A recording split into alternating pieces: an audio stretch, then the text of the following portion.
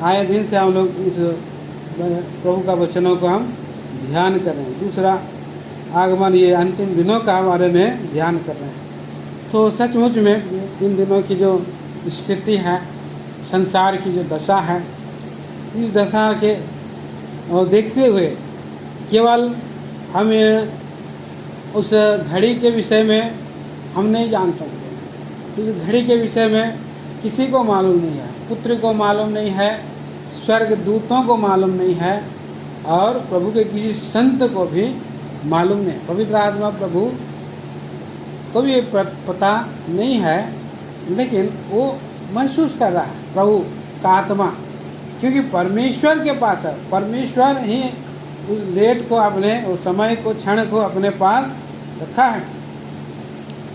और इसलिए यहाँ पौलुस प्रेरित कह रहा है 50 पद में लिखा है कि हे भाइयों, मैं यह कहता हूँ कि मांस और लहू परमेश्वर के राज्य के अधिकारी नहीं हो सकते। नाशवान अविनाशी का और ना नाशवान अविनाशी का अधिकारी हो सकता है। तो ये मांस और लहू नाशवान है। ये देह बॉडी जो है नाशवान है। ये इस पृथ्वी पर माता के गर्भ से हम जैसे आते हैं, मांस और लहू में आते हैं। मांस और लहू और बढ़ता है, समय पर सुंदर हो जाता है। कुछ लोग हम चाहते हैं ये सुंदर चेहरा ऐसा ही रहे, सुंदर ही रहे, इसीलिए उसके लिए काफ़ी प्रयत्न करते हैं। काफ़ी हम लोग ब्यूटिशियन के पास जाते हैं, बहुत सा, और कोई बाल भी लगाते रहते हैं कि हम कभी बूढ़ा ना हो जाता है, होते रहेगा, क्योंकि ये शरीर जो है घास के समान है, फूल के समान है। प्रभु का वचन में हम पढ़ते हैं, भजन ऐसे या 40 अध्याय में हम पढ़ते हैं, क्योंकि और मनुष्य का जीवन कैसा है, फूल के समान है ना, लिखा है, देखिए पढ़िए उसको, 40 अध्याय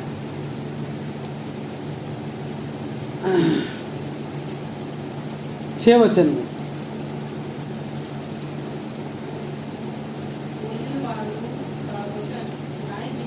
हाँ,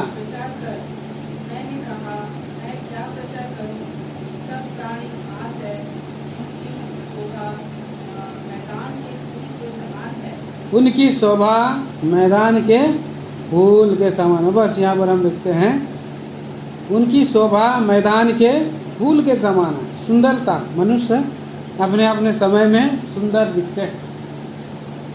थोड़े जन्म में थोड़ा छोटा टेढ़ा मेढ़ा रहते हैं, प्रभु और भी उनको वस्त्र देता है और भोजन देता है और उनको सुंदर भी बना। सबने समय में वो सुंदर दिखने लगे, पर समय आता है वो लोग बाल झड़ने लगते हैं। बाल जो है झड़ने लगे तो नया नया चीज़ इस्तेमाल करते हैं, फिर भी नहीं दिखता है। किसी किसी का दांत भी जो है कि और गिर जाता है। बहुत लोग नकली दांत लगाते हैं, लेकिन नकली दांत भी असली के जैसे काम नहीं आते हैं। आखिर वो सब भी काम नहीं आते, क्योंकि परमेश्वर ने दिया है। परमेश्वर एक समय आयु रखा है। किसी के गाल में झुई लग जाता है, मुरझा जाता है, और कोशिश करते, लाख कोशिश करने से भी और वो उनका चेहरा वैसा नहीं रहता। घास तो सूख जाती है, फूल मुरझा जाता है। बोला, घास तो सूख जाती है, फूल मुरझा जाता है, परंतु हमारे परमेश्वर का वचन सदैव अटल रहेगा। तो यहाँ पर भी हम वही बात कम पाते हैं, 1 कुरिन्थी उसका 15 का 50 में, ये मांस और लहू ये एक मनुष्य का है, सुंदर दिखता है, ये मुरझा जाता है, गल जाने वाला है, नाश हो जाने वाला है ये, लेकिन अविनाशी परमेश्वर के जो राज्य जो रखा है वो अविनाशी राज्य है, अटल राज्य है। और इसलिए उस राज्य में जाने वाला व्यक्ति को परमेश्वर के जन्म के द्वारा, परमेश्वर के वचन के द्वारा नया जन्म लेना है, नया जन्म लेना है। इसलिए यहाँ पर यशायाह उसका 40 का 8 में पढ़ा, परंतु हमारे परमेश्वर का वचन सदैव अटल रहे। परमेश्वर का वचन से सारा सृष्टि बना है, मुंह के शब्द से, परमेश्वर के मुंह के शब्द से कुछ नहीं में से सब कुछ बना है। और वही वचन प्रभु यीशु मसीह है, और प्रभु यीशु मसीह देहधारी हुआ है, और वचन देहधारी हुआ, अनुग्रह और सच्चाई से परिपूर्ण होकर के डेरा किया, और उसने वचन जीवन बिताया। वचन जो है इस पृथ्वी पर और जिया है। पहला यूहन्ना की पत्री पहला अध्याय उसके एक वचन में हम पढ़ते हैं। देखिए पहला यूहन्ना की पत्री, और पहला यूहन्ना की पत्री पहला अध्याय एक वचन पढ़िए। जीवन के वचन के विषय में जो आदि से था, जिसे हमने सुना और जिसे अपनी आंखों से देखा, वरन जिसे हमने ध्यान से देखा, ध्यान से देखा, हाँ, और हाथों से छुआ, हाथों से छुआ, हाथों से उसको छुआ। और वहाँ देखिए कितना सुंदर बात है। यहाँ वो वचन आदि से था, परमेश्वर जीवन के वचन के विषय में बोल रहा है। आदि से था, जिसे हमने सुना, वचन को, परमेश्वर का वचन को उन्होंने सुना। कैसे? देह में आया तो उसको देह से आवाज़ आई, प्रभु के मुंह से, यीशु मसीह के मुंह से आवाज़ आई, सुना उसको। और उस वचन को जिसे हमने आँखों से देखा, अपने आँखों से वो लोग देखा। और इतना ही नहीं, आगे बोला है वरन जिसे हमने ध्यान से देखा। किसी दिन हम कल उस दिन बता रहे थे वचन को, कई बार हम लोग देखते हुए भी नहीं देखते, सुनते हुए भी नहीं सुनते। इसलिए यशायाह की भविष्यवक्ता वचन में कहता है कि तुम और सुनोगे परंतु नहीं समझोगे, सुनोगे परंतु नहीं समझोगे, देखोगे लेकिन तुमको सूझ नहीं पड़ेगा, सूझ नहीं पड़ेगा। जाला जाला सा है। मनुष्य जैसे प्रभु को देखना चाहिए, उसको जैसे जानना चाहिए, वैसे जो है देख करके महसूस करना चाहिए, जानना चाहिए। हम नहीं जानते बाइबल को, इसीलिए हम लोग पढ़ते रहते तो हमें और उसी से प्रकाश मिलते जाता है। प्रभु का प्रकाश, प्रभु का रिवलेशन और भेद अगर प्रभु नहीं खोलेगा तो आप उसको नहीं समझ सकते हैं, बहुत लोग नहीं समझ सकते हैं। इसलिए एक भेद है। प्रभु हमने बड़ा, मैं एक भेद कर, देखो मैं तुमसे एक भेद की बात करता हूँ। तो प्रभु जो है भेद है, मसीही जीवन एक भेद है। प्रभु यीशु मसीह इस पृथ्वी पर एक रहस्य है, एक रहस्य है। सारा पृथ्वी कोशिश कर रहा है, दुनिया का कोशिश कर रहा है कि हम लोग मुक्ति पाएं। कोई जंगल चले जाते हैं, कोई दान धर्म करते हैं, कोई अपना शरीर को जलाते रहते हैं, अनेक प्रकार का कोशिश करते रहते हैं कि कैसे भी मुक्ति पाएं। तो ये अभी हमने वचन बताया, अभी हमने बोला कि दुर्लभ है मुक्ति। मुक्ति भी एक दुर्लभ है, मुक्ति एक दुर्लभ है, नहीं मिलने वाला चीज, कठिन है। इस आखिरी कलयुग में और ऐसे दिनों में मुक्ति मिलना कठिन है, इसलिए लोग कोशिश कर रहे हैं, लेकिन और पाप में पड़े जा रहे हैं। परंतु प्रभु यीशु मसीह ही वो भेद है, भेद है। देखिए कुलुसियों की पत्री, कुलुसियों की पत्री एक अध्याय 27 वचन, मेरे ख्याल से एक अध्याय का 26 से पढ़िए। उस भेद को, हाँ, समयों और पीढ़ियों में गुप्त रहा,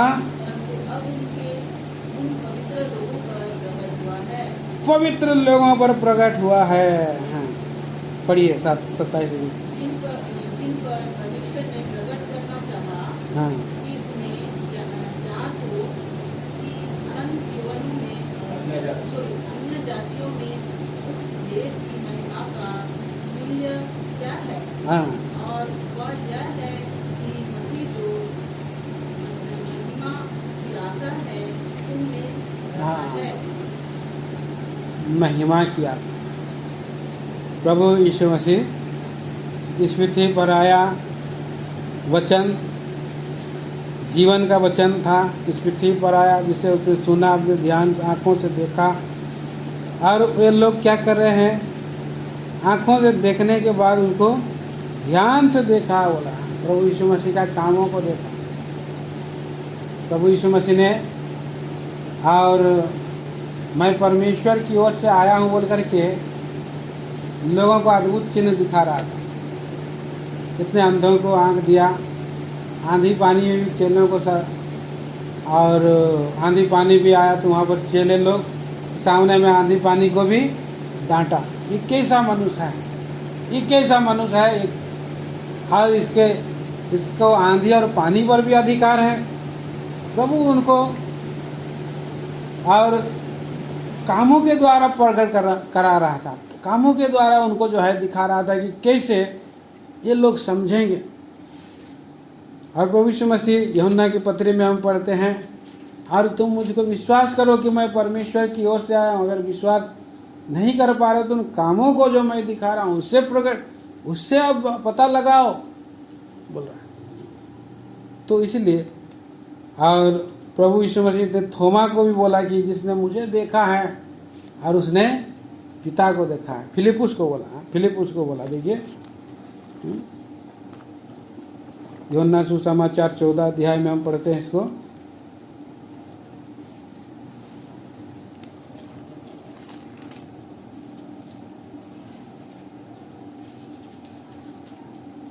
ग्यारह वचन। मेरा विश्वास करो कि मैं पिता में हूँ और पिता मुझ में है। हाँ नहीं तो कामों ही के कारण मेरा विश्वास करो। कामों ही के कारण मेरा विश्वास करो। तो प्रभु ऐसा काम दिखा रहा है, कोई व्यक्ति नहीं दिखा सकता। तो ये भाई बहनों यहाँ पर उन्होंने उनको आँखों से देखा, ध्यान से देखा, हमने उदाहरण दिया था। बहुत सा चीज़ हम लोग देखते हैं लेकिन देखते हुए भी नहीं देखते हैं। कई पेपर में भी और कुछ पिक्चर रहता है, यहाँ पर 10 ऐसे फोल्ड है, इस पिक्चर के साथ तुलना करने से 10 ऐसा गलती आप ढूंढिए बोलता है। तो आदमी सरल एक से देखने से दिखाई नहीं रहता, फिर उसको ध्यान से देखने से भाई यहाँ कुछ गलती है बोलकर 10 गलती दिखाता है। ऐसा ही प्रभु को पास आने से, प्रभु परमेश्वर है, प्रभु यीशु मसीह यही है, सृष्टिकर्ता यही है, उद्धारकर्ता यही है बोल करके लोग पता लगा सकते हैं, जान सकते हैं, जांच करके परख करके, और वो लोग पता और लगा सकते हैं कि प्रभु यीशु मसीह ही है जो उद्धार करता है, मुक्ति लाता है, जीवन लाता है। वही दुनिया को बनाया है और वही चलाता है। आज कितने लोग धोखे में हैं, अनजान हैं, देखते हुए भी नहीं देख रहे हैं। बहुत लोग तो प्रभु को देखना ही नहीं चाह रहे, ना उसकी सुंदरता थी कि हम उसको देखते, ना उसकी ओर हम जाते न सुनते। तो प्रभु यीशु मसीह वही जीवन का वचन है, और जब उस पर विश्वास करते हैं, यीशु मसीह मेरे पापों के लिए मारा गया, गाड़ा गया और तीसरे दिन जी उठा, तो हमारा क्या हो जाता है, नया जन्म हो जाता है। पहला पतरस 1 अध्याय का 23 वचन के अनुसार पढ़ेंगे। 23 और 24 भी पढ़िए। क्योंकि तुमने नाशवान नहीं पर अविनाशी बीज से परमेश्वर के जीवते और सदा ठहरने वाले वचन के द्वारा नया जन्म पाया है। हाँ, नया वचन के द्वारा से नया जन्म पाया है। 24 और 25 भी। क्योंकि हर एक प्राणी घास के समान है और उसकी सारी शोभा घास के फूल के समान है। घास सूख जाती है और फूल झड़ जाता है, परंतु प्रभु का वचन युग युग स्थिर रहता है। और यह सुसमाचार का वचन है जो तुम्हें सुनाया गया है। है। सुसमाचार का वचन, युग युग युगान युग बना रहने वाला वचन। परमेश्वर का राज्य में कौन जा सकता है? पहला कुरिन्थी उसका 15 अध्याय और 50 वचन के अनुसार लिखा है कि मांस और लहू परमेश्वर के राज्य के अधिकारी नहीं हो सकते और न नाशवान अविनाशी का अधिक हो सकता है। नाशवान देह में प्रभु का वचन बसना चाहिए और वो वचन को धारण करना चाहिए जो विश्वास का वचन है। और वो वचन अविनाशी वचन, प्रभु यीशु मसीह मेरे पापों के लिए मारा गया, गाड़ा गया और तीसरे दिन जी उठा, ये विश्वास करना व्यक्ति वो नया जन्म पाता है और परमेश्वर के राज्य में जा सकता है। ये एक बड़ा भेद है, इस संसार में सबसे बड़ा भेद है। तो इस भेद को प्रभु के दास लोगों ने बताया है। पहला कुरिन्थी 15 अध्याय का 51 पद में हम पढ़ते हैं यहाँ, देखो मैं तुमसे भेद की बात कहता हूँ, हम सब नहीं सोएंगे परंतु सब बदल जाएंगे। तो पहली बात है, इन वचनों को ध्यान दिया जा रहा था, प्रभु के दास लोग ध्यान दे रहे थे। मैं तुमसे भेद की बात कहता हूँ। भेद की बात क्या है?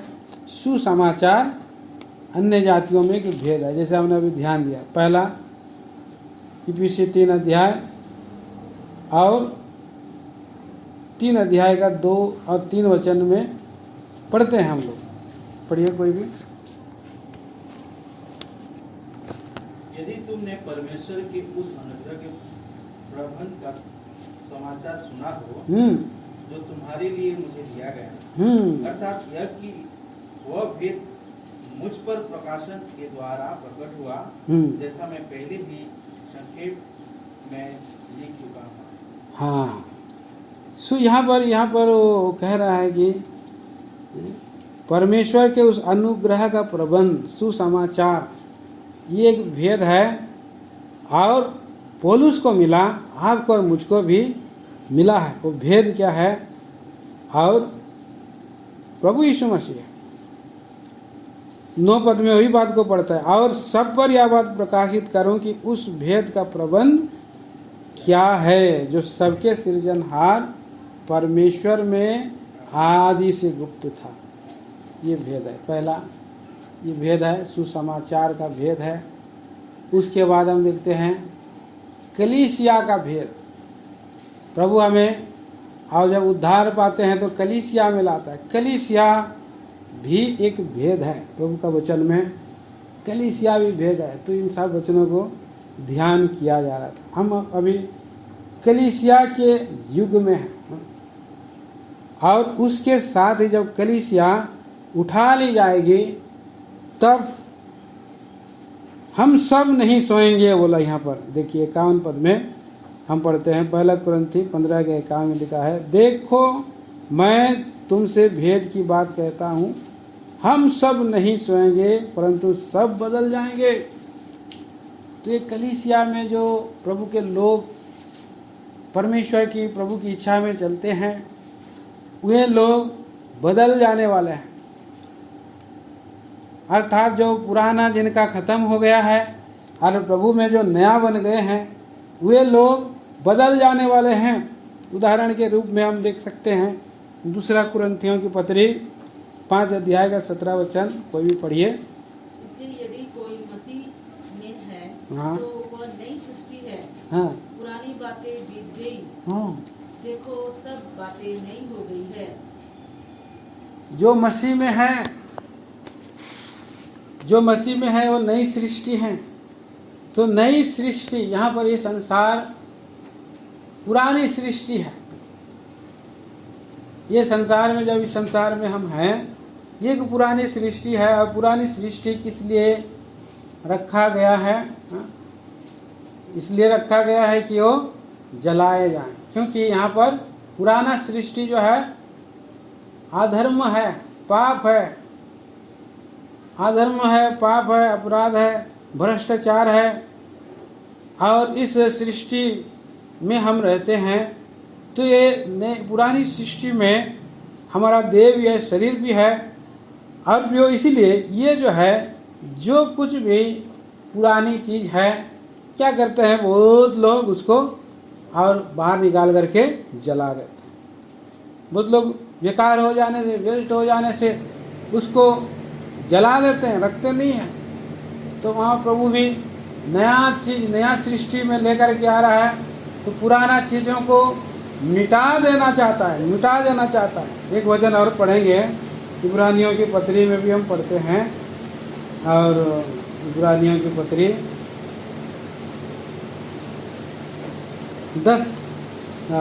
8 अध्याय और 13 वचन में पढ़ते हैं। 8 का 13 वचन। नई वाचा की स्थापना से उसने प्रथम वाचा को पुरानी ठहरा दिया और जो वस्तु पुरानी और जीर्ण हो जाती है, हाँ, उसका मिट जाना अनिवार्य अनिवार्य है, मिट जाता है, मिट जाना अनिवार्य है। तो जो पुरानी वाचा थी वो मिट गई, नई वाचा आ गई। जो पुरानी चीज है उसको निकाल लेते हैं, जीर्ण हो जाती है, उसको मिट जाना अवश्य। प्रिय भाई बहनों, हम देखते हैं पुराना से नया युग तक हम जैसे आए तो पुराना चीज सब मिटते गया है। 7 युगों में मनुष्य जो है जीवन बिताया है, 7 युग, और 7 युग में से 7 कुछ लेसन जो है प्रभु और दिया है पवित्र शास्त्र बाइबल में। तो 7 युग को हम थोड़ा ध्यान करेंगे। पहला युग क्या है? प्रभु ने जब सृष्टि बनाया उस समय वो आदम का युग था। पहला युग आदम का युग था, देखिए। और जब तक वो युग परमेश्वर ने बनाया था, उस युग को हम क्या कह सकते हैं? निर्दोषता का युग कह सकते हैं।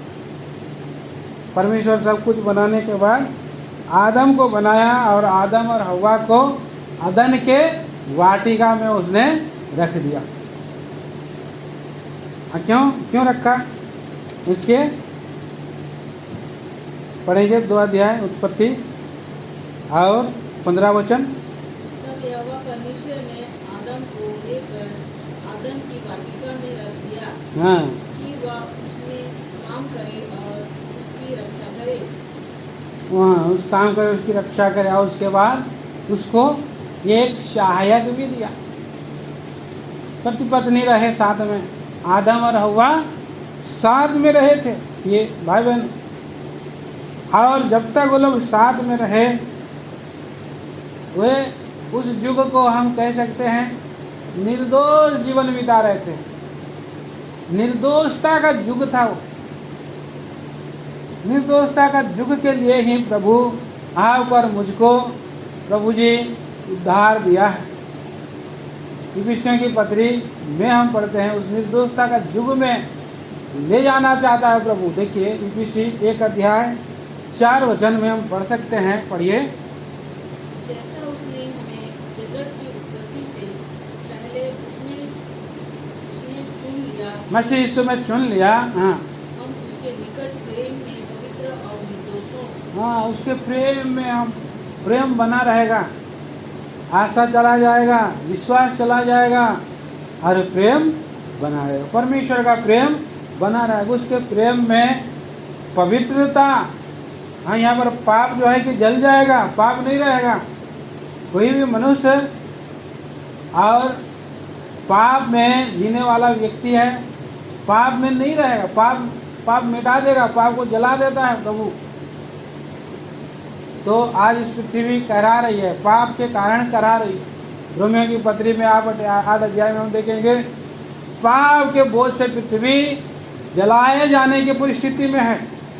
रोमियो की पत्री में लिखा है कि ये पृथ्वी भी भरी आशा भरी दृष्टि में परमेश्वर के पुत्रों की प्रकट होने की बाट जो रही है। किस आशा में? कितना 8 में है ना, 18-19 पढ़ दीजिए। मैं समझता हूँ हाँ, कि उस समय के दुख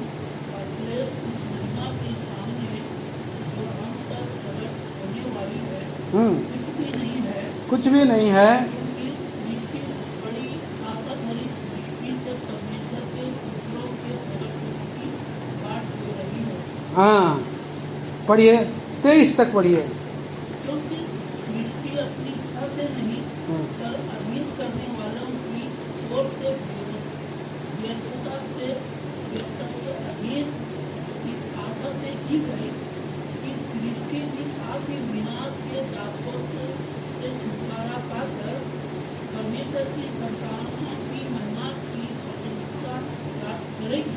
हाँ क्योंकि हम जानते हैं कि सारी सृष्टि अब तक मिलकर शराबी और सुझाव में बढ़ती तरक्की है। हाँ और केवल वही नहीं पर हम भी जिसके पास आत्मा का पहला फल है आप भी अपने में रहते हैं और व्यापार होने की अर्थात अपनी देह के छुटकारे की बात होते हैं। हाँ तो हम लोग वे भाई बहन यहाँ पर हम देखते हैं ये पृथ्वी करहा रही है, पाप के कारण अब दबी है, करहा रही है। से पाप को और पृथ्वी जो है क्या होगा,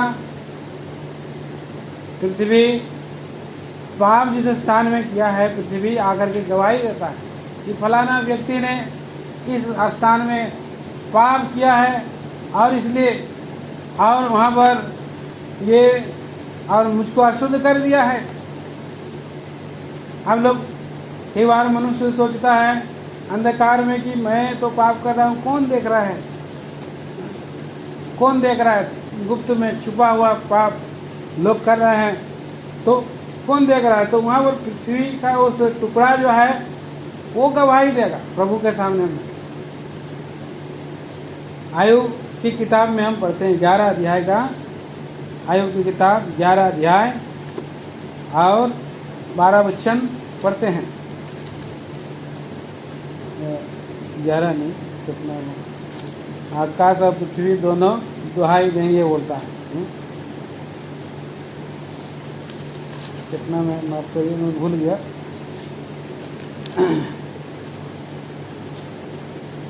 आकाश और पृथ्वी दोनों को प्रभु जो है गवाही के लिए रखा है। 11 में नहीं है, 11 में नहीं है, आयुब की किताब में भी है और व्यवस्था विवरण में भी है।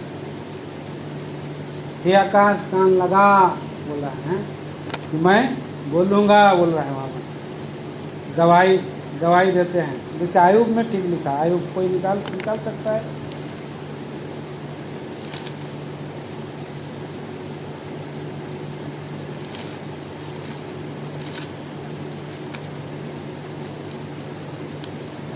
हाँ आयुब 20 अध्याय का 27।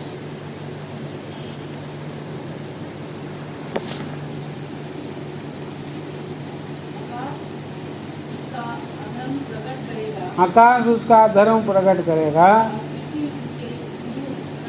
हाँ मनुष्य के विरुद्ध पृथ्वी खड़ी होगी, जहाँ पर या उस आकाश भी आकर के सामने में गवाही। तो इसलिए ये भाई बहनों यहाँ पर पृथ्वी दबी है, करा रही है। आकाश में भी पाप जो है कि जमा हो जाए, मनुष्य का पाप जमा हो जाए। तो हम देखते हैं कि पहला युग कैसा था, निर्दोषता का युग था। पहला युग उत्पत्ति की किताब 1 अध्याय से 3 अध्याय के और 9 पद तक, जब तक कि प्रभु सब जानता है, प्रभु सब जानता है। प्रभु ये लोग क्या किया, फल खाया, अनाज्ञाकारिता किया और दोषी ठहरा, पापी ठहरा, दोषी ठहरा। उत्पत्ति 3 अध्याय का 8 और 9 में पढ़ते हैं। तब यहोवा परमेश्वर जो दिन के ठंडे समय में वाटिका में फिरता था, वह शब्द उनको सुनाई दिया। तब आदम और उसकी पत्नी वाटिका के वृक्ष के बीच यहोवा परमेश्वर से छिप गए। तब यहोवा परमेश्वर ने पुकार कर आदम से कहा, तो कहाँ है। प्रभु साहब जानता है, फिर भी वो आया, पूछ रहा है कहाँ है, फिर भी इन्होंने अपने पाप को एक्सेप्ट नहीं किया। एक दूसरे को लोग दोष लगाना चालू किया। पाप जो है, पाप जहाँ पर होता है हम लोग दूसरों को दोष लगाते हैं। हम पाप किया तो हम लोग जो है थोड़ा सा भी हमने पाप किया, मान लिया कोई आदमी हमारा तो जिससे वाद विवाद हो रहा है, उसने तो 80% पाप किया, लेकिन हम तो 20% भी मैंने पाप किया होगा। 20% भी पाप है तो पाप है, तो पाप तो मानना चाहिए। इसने पाप नहीं माना तो निर्दोषता का युग खत्म हो गया। और निर्दोषता के युग के बाद हम देखते हैं और उसके बाद विवेक का युग आया। शुद्ध विवेक युग में हम आते हैं। कहाँ? इससे और विवेक का युग जो है यहाँ आदम से नूह तक पढ़िए, उसका उत्पत्ति 7 अध्याय 1 वचन पढ़िए। तब यहोवा ने नूह से कहा, हाँ तू अपने सारे घराने समेत जहाज में जा, क्योंकि मैंने इस समय के लोगों में से केवल कुछ ही को अपनी दृष्टि में धर्मी पाया है। यहाँ उसके बाद निर्दोष था वो लोग, अभी वहाँ पर कोई प्रभु ने व्यवस्था नहीं दिया। और इसलिए अब्राहम से नूह तक वो लोग और क्या कर रहे थे, ये जी रहे थे। विवेक का युग था और विवेक से चलने वाला व्यक्ति था, शुद्ध विवेक से चलने वाला व्यक्ति था नूह। और नूह इसलिए वो परमेश्वर की दृष्टि में नूह धर्मी और सब लोगों में खरा था। और नूह परमेश्वर के साथ साथ इसीलिए चलने वाला। बहुत सारे लोग आए और परमेश्वर के साथ साथ चले। आत्मा का युग कहे, विवेक का युग कहे, इस युग में वे लोग चल रहे थे उसमें। और हनोक भी था, हनोक तो उठा लिया गया, हनोक उठा लिया गया। बहुत लोग आए इसमें और उसने शुद्ध विवेक से, इतना सारा पाप हो रहा था और शुद्ध विवेक से वो नूह चलता था।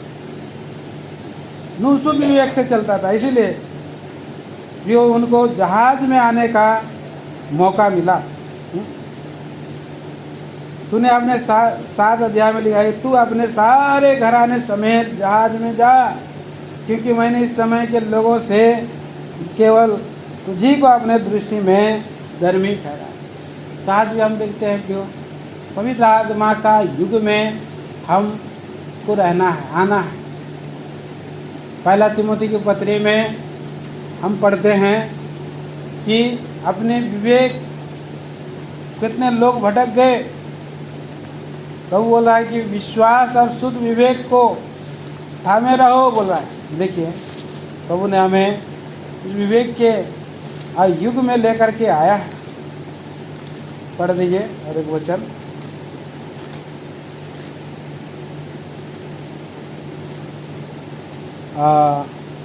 आज्ञा का था पहला तिमोथी 1:5।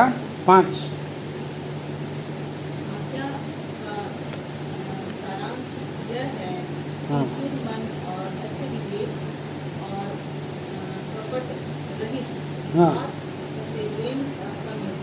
हाँ, प्रेम उत्पन्न, कपट रहित विश्वास, शुद्ध विवेक, शुद्ध मन, अच्छे विवेक से। और 19 वचन भी, और विश्वास और उस अच्छे विवेक को थामे रख, हाँ इसे दूर करने के कारण नूह का विश्वास रूपी जहाज डूब गया। विश्वास रूपी जहाज डूब गया। लेकिन हमारा प्रभु यीशु मसीह वो विश्वास रूपी जहाज है।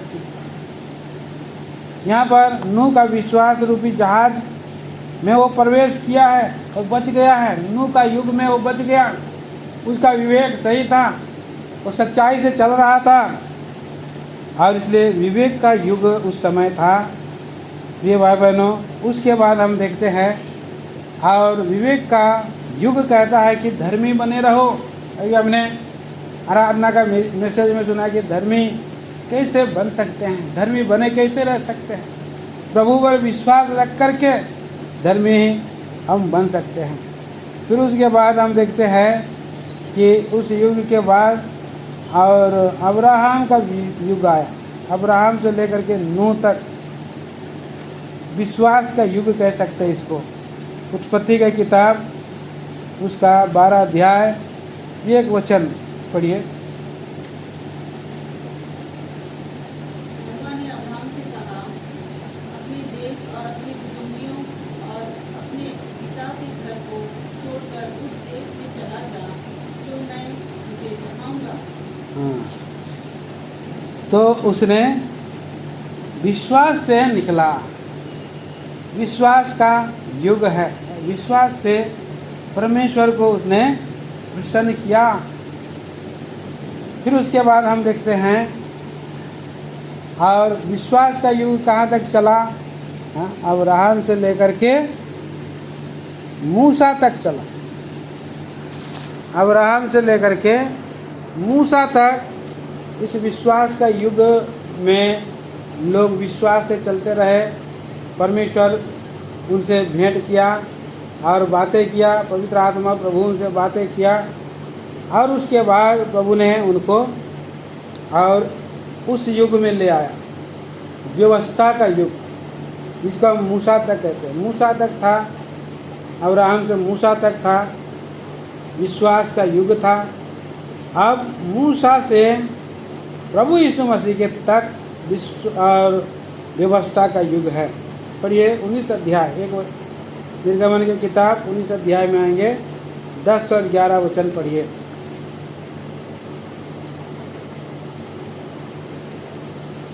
तब यहोवा ने मूसा से कहा, हाँ, लोगों के पास जा और उन्हें आज और कल पवित्र करना, हाँ, और वे अपने वस्त्र धो लें, हाँ, और वे तीसरे दिन तक तैयार हो जाएं, क्योंकि तीसरे दिन यहोवा सब लोगों के देखते सीने पर बैठकर कराएगा। हाँ।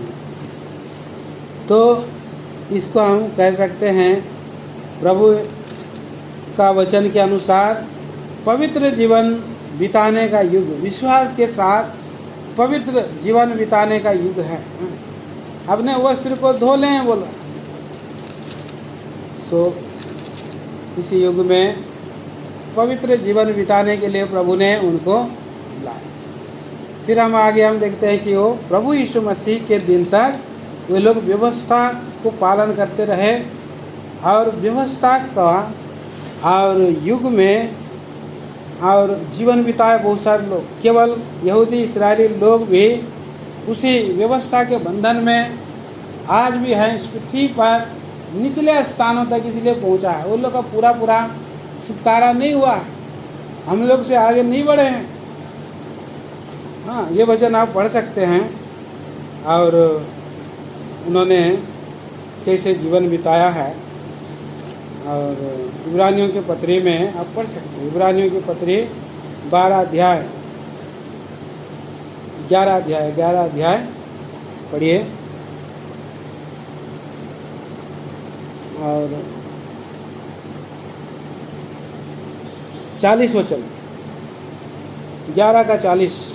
क्योंकि परमेश्वर ने हमारे लिए पहले से एक उत्तम बात ठहराई कि वे हमारे बिना सिद्धता को ना पहुँचे। हाँ, हमारे बिना सिद्धता को ना पहुँचे। प्रभु यीशु मसीह इस पृथ्वी पर आएंगे और क्रूस दूसरा आगमन तक, प्रथम पुनरुत्थान तक वो नीचे ही रहेंगे, हमारे से ऊपर नहीं बढ़ेंगे। क्यों? यहाँ पर इस बात को हम देखते हैं, उत्तम बात ठहरा है कि हमारे बिना सिद्धता को ना पहुँचे। हाँ, प्रभु ने उनके लिए एक जगह रखा है पृथ्वी पर, नीचे स्थान में एक जगह रखा है जहाँ पर अब्राहम है। अब्राहम का गोद में लाजर भी सो रहा है। उन लोगों से भी भेंट लिया, बंधन में पड़े लोगों से भी भेंट लिया। देखिए पहला पतरस की किताब, उसका पहला पतरस 3 अध्याय भी हमने पढ़ा था। प्रभु मारा जाकर के कहाँ गया है? कैदी आत्माओं तक गया है। पढ़िए उसका 18, 19, 20। इसलिए कि मसीह ने भी अर्थात आधर्मिक के धर्मी ने पापों के कारण एक बार दुख उठाया, हाँ ताकि हमें परमेश्वर के पास पहुंचाए। हाँ और शरीर के भाव से तो हाथ किया गया, पर आत्मा के भाव से दिलाया गया। दिलाया गया। उसी में उसने जाकर कैदी आत्माओं को भी प्रचार किया, जिन्होंने उस बीते समय में आज्ञा न मानी। हाँ जब परमेश्वर नूह के दिनों में धीरज धरकर ठहरा रहा, हाँ और वह जहाज बन रहा था जिसमें बैठकर थोड़ी दौलत आठ प्राणी पानी के द्वारा बचाए गए। हाँ। तो बहुत लोग क्या हो जाते हैं, कई बार फेल हो जाते हैं। मानते मानते कई बार कहीं शैतान उनको बांध करके रखा है, कैदी आत्माओं को बांध कर रखा है। लेकिन प्रभु यीशु मसीह युग के अंत में प्रकट हुआ और पूरा उद्धार का काम उसने किया है। युग के अंत में प्रकट होकर के और पूरा कैदी आत्माओं तक भी उसने जाकर के भेंट लिया कि मैं इसके लिए भी क्रूस पर जान दे दिया है, ये भी मेरा बेटा है, मेरा बेटी है, इसके लिए भी मैं जान। और लोग उसी आशा में वो लोग मर गए हैं, उन कैदी आत्माओं को बांध कर रखा। लेकिन प्रभु यीशु मसीह ने क्या किया, फिलिपियों की पत्री उसका 2 अध्याय के अनुसार प्रभु यीशु मसीह यहाँ तक कि आज्ञाकारी रहा, मृत्यु, हाँ क्रूस की मृत्यु भी सही। क्रूस की मृत्यु के लिए मतलब ऊपर क्रूस पर लहू बहाया, पवित्र निर्दोष निष्कलंक लहू बहाया। उसका लहू की जो मृत्यु नहीं है, उसका लहू सड़ने वाला नहीं है। उसी लहू को लेकर के पिता परमेश्वर के पास स्वर्ग में उंडेल दिया और वो इमानुएल के रक्त की धारा जीवित है।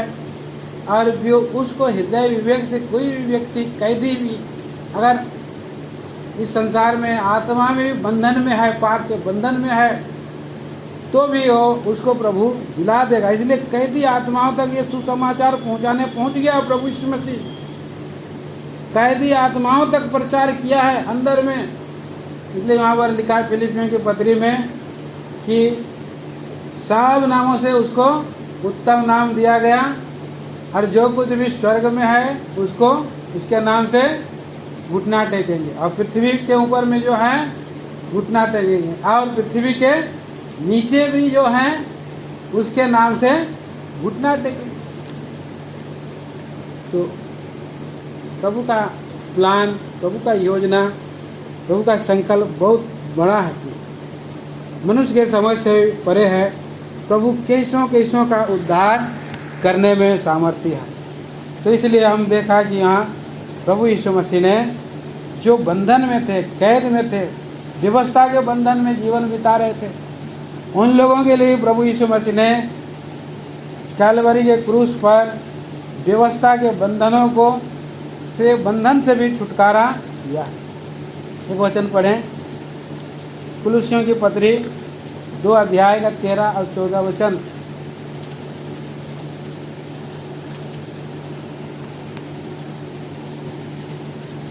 उसने तुम्हें भी जो अपने अपराधों और अपने शरीर के इकट्ठा दशा में मुर्दे थे, हाँ उसके साथ मिलाया और हमारे सब अपराधों को क्षमा किया, और विधियों का वह लेख जो हमारे नाम पर और हमारे विरोध से था मिटा डाला, हाँ और उसे क्रूस पर कीलों से जड़कर सामने से हटा दिया है। और उसने प्रधानताओं और अधिकारों को ऊपर से उतार कर उसका खुला तमाशा बनाया, और क्रूस के द्वारा उन पर जयजयकार की ध्वनि सुनाई। तो क्रूस के ऊपर में उसकी व्यवस्था जो अनाज्ञाकारिता, उल्लंघनकारिता को उसने क्या किया है, खीलों से जड़कर सामने से हटा दिया है, बंधन को हटा दिया, कैदी आत्माओं तक प्रचार किया। तो हम देखते हैं, और ये जो भेद है, ये जो भेद है, हमने इस भेद में और भेद को प्रभु अभी खोल रहा है। वो व्यक्ति बंधन में है, हठीले मनुष्य है, हठीले से हठीले लोगों को भी प्रभु ने भेंट लिया है। एक वचन और पढ़िए, भजन संहिता 68 अध्याय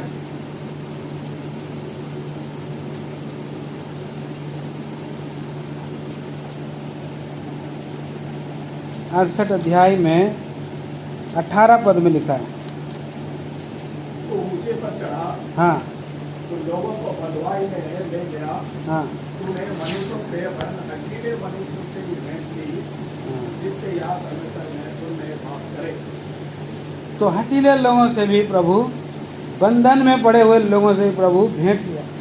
इफिसियों की पत्री 4 अध्याय में भी हम पढ़ते हैं 8 पद में, इसलिए वह कहता है वह ऊंचे पर चढ़ा और बंदियों को बांध ले गया और मनुष्य को दान दिया। व्यवस्था का युग के बाद हम इस छठवा अनुग्रह के युग में हम आए, इसलिए प्रभु हमें अनुग्रह के युग में अर्थात प्रभु मसीह की कलीसिया के चर्च युग में है।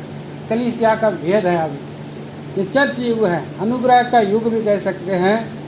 और जो अनुग्रह के युग में आए हैं, प्रभु मसीह पर विश्वास कर रहे हैं, वे लोगों के लिए एक धन्य आशा है। आप एक वचन और वहाँ पर लिखा है, दूसरा कुरिन्थियों की पत्री 6 अध्याय में लिखा है, 6 अध्याय में कि अनुग्रह का समय है, प्रसन्नता का समय है। बोल रहा 6 अध्याय का 2 में वह, क्योंकि वह तो कहता है अपनी प्रसन्नता के समय मैंने तेरी सुन ली और उद्धार के दिन मैंने तेरी सहायता की। और अभी वह प्रसन्नता का समय है। देखो अभी वो उद्धार का दिन है। कैसे है? प्रभु का अनुग्रह, उसका अनुग्रह को व्यर्थ आज लोग जाने दे रहे हैं। लेकिन जो अनुग्रह के काल में, अनुग्रह के युग में जी रहे हैं, और ये सदा के लिए नहीं है, पता नहीं कब चर्च कलीसिया उठा ली जाएगी और तब अनुग्रह का युग खत्म हो जाएगा। प्रकाशित वाक्य 4 अध्याय 1 पद में क्या बोल रहा है? देखिए, प्रकाशित वाक्य 4 अध्याय का 1 वचन। इन बातों के बाद जो मैंने दृष्टि की तो क्या देखता हूँ, हाँ, कि स्वर्ग में एक द्वार खुला हुआ है और खुला हुआ है और इसको मैंने पहले तुझी के सबसे अपने साथ बातें करते सुना था। वही कहता है यहाँ ऊपर आ जा, यहाँ ऊपर आ जा और मैं वे बातें तुझे दिखाऊंगा, हाँ, जिनका इन बातों के बाद यहाँ ऊपर आ जा। बस यहाँ पर लिखा है ये, यहाँ ऊपर आ जा। प्रभु ने एक द्वार खुला, स्वर्ग का एक द्वार खुला। अनुग्रह का युग में जिसने अपना हृदय का द्वार को खोला रख दिया, अपना हृदय का द्वार को खोल दिया, जैसे यहाँ पर प्रकाश वाक्य के उसके ये 3 अध्याय 20 वचन में देखते हैं कि लिखा है कि देख मैं द्वार पर खड़ा हुआ खटखटाता हूँ, यदि कोई मेरा शब्द सुन कर द्वार खोलेगा तो मैं उसके पास आकर भीतर भोजन करूँ, वह मेरे साथ भोजन करे। वो उसने अपना हृदय का द्वार को खोल दिया, इसीलिए प्रभु भी उनके लिए स्वर्ग का द्वार खोल दिया। प्रभु में वो चल रहा है, और जो प्रभु में जब चल रहे हैं वे लोग भेद, ये भेद है, हम सब सोएंगे नहीं, बदल जाएंगे। बोला क्षण भर में होगा, पलक मारते होगा, अंतिम तुरी फूंकते ही होगा। और उठाए जाने के विषय में भी बहुत भेद है जो, और बहुत भेद भरी वचनों को प्रभु के दास लोग वहाँ पर दे रहे थे। उनका आत्मा मुझे जैसे चलाया। आने वाले दिनों में तो दया करे कि हम लोग इसको और भी ध्यान कर सकते हैं, और उठाए जाने के लिए प्रभु और आ रहा है, लेने के लिए, उठा लेने के लिए आ रहा है, बदल जाने के लिए बदल जाना है और उठाया जाना है। ये कि भेद है। तो पहला थिस्सलुनीकियों की पत्री में आखिरी में हम पढ़ेंगे। आइए, पहला थिस्सलुनीकियों की पत्री उसका 4 अध्याय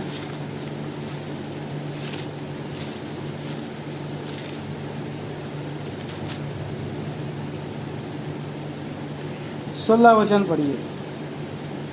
क्योंकि प्रभु आप ईश्वर उतरेगा, हाँ उस समय ललकार और प्रधान दूत का सब सुनाई देगा, हाँ और परमेश्वर की पूरी होती जाएगी, हाँ और जो मसीह में मरे हैं वे पहले जी उठेंगे।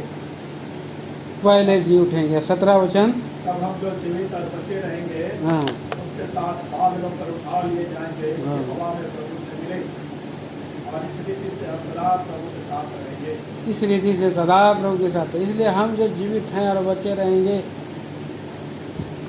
रहेंगे, अगर हम जीवित हैं बचे रहेंगे तो उनके साथ बादलों पर उठा ले जाएंगे एक साथ। तो प्रभु हमें स्वर्ग में सदा के लिए विश्राम देने के लिए, भोज के लिए ले जाने के लिए आने वाला है। इसलिए वे भाई बहनों, पवित्र आत्मा प्रभु के आत्मा के अनुसार जो चलता है, आत्मा के अनुसार जो जीवन बिताता है, उस जहाज में आत्मा के अनुसार, विवेक के अनुसार नूह चला, जहाज में प्रवेश कर गया। आत्मा के अनुसार और हनोक चला और इसलिए वो पहुंच गया। अब्राहम विश्वास के अनुसार चला है और अब्राहम को भी प्रभु जी एक बार उसको क्या करेगा, एक मध्य आकाश में स्वर्ग के लिए ले जाएगा, उठा लिया जाएगा। लाजर भी वहाँ पर है, प्रभु के संत लोग भी वहाँ पर हैं जो सो रहे हैं, मसीह में जो सो गए हैं, मसीह यीशु में जो सो गए हैं, यूसुफ भी है, सब सोए हुए हैं। वे सबों को प्रभु एक दिन और आएगा, बदल देगा। वहाँ से जो हवा में है हवा उसको दे देगा, पानी में जो है पानी उसको दे देगा, और जो मिट्टी में है वो मिट्टी भी वहाँ से दे देगा। इसी रीति से और जो जीवित हैं वो प्रभु के साथ सदा सर्वदा, और प्रभु यीशु मसीह स्वयं लेने के लिए आ रहा है, स्वयं लेने के लिए आ रहा है। कितना बड़ा आनंद है। इसलिए भाई बहनों, बड़ा ही प्रभु का धारण करके, प्रभु के जीवन को पहन करके, प्रभु का धर्म को पहन करके प्रभु के आगमन की बाट जोना है। पहला कुरिन्थियों की पत्री में आइए, आखिरी में 11 अध्याय में पढ़ते हैं। इसीलिए हम जब रोटी खाते हैं तो प्रभु को हम पहनते हैं, प्रभु को हम ओढ़ते हैं। दिन निकट आ गया है।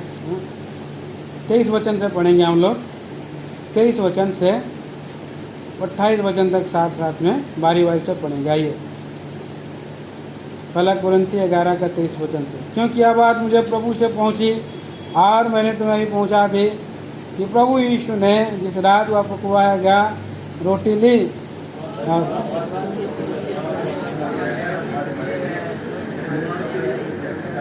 इसी रीति से उसने बिहारी के पीछे कटोरा भी लिया और कहा, ये कटोरा मेरे लहू में नहीं वाचा है, जब कभी पियो मेरे स्मरण के लिए यही किया करो।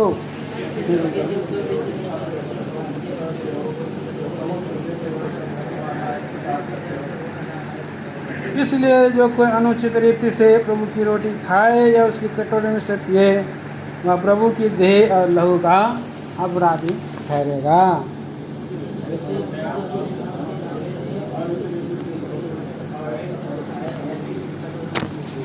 तो आइए अपने आप को